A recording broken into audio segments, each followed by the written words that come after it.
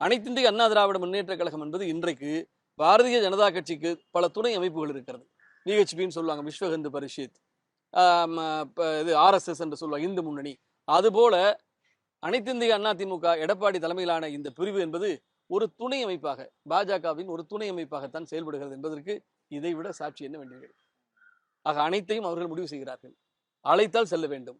நான் முன்பே இதே இடத்துல உங்ககிட்ட பேசியிருக்கேன். அங்கிருந்து சமன் வந்திருக்கிறது.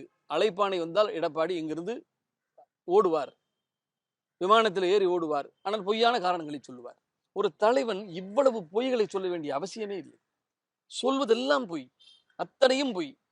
ஒரு பொய் சில மணி நேரமாவது உண்மை என்று நம்பப்படுவதற்கு ஏற்ற மாதிரியாவது ஒரு பொய்யை சொல்லணும். அது கூட கிடையாது. அத்தனையுமே அக்மார் பொய்களை சொல்கிறார்.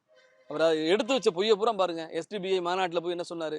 25ல 26ல கூட்டணி இல்லை, 31ல கூட்டணி இல்லை, ஒட்டும் இல்லை, உறவும் இல்லை. இதை விட இன்னொன்னு சொன்னாருங்க. நேற்று சொல்றாரு, நான் நன்றி கடன் செலுத்துகிறேன். நான் நன்றி கடன் செலுத்துகிறவர் பேசுனதெல்லாம் எடுத்து பாருங்க. அத்தனை மசோதாக்களையும் எங்களை வற்புறுத்தினார்கள், நிர்பந்தம் பண்ணினார்கள். விருப்பமில்லாமல் நாங்கள் ஆதரித்தோம், அந்த கூட்டணியில் நாங்கள் விருப்பம் இல்லாமல் நீடித்தோம். இதையெல்லாம் பேசியது எடப்பாடி. ஆனால் இன்றைக்கு சொல்கிறார், நான் நன்றி கடன் ஆற்றுகிறேன் என்று.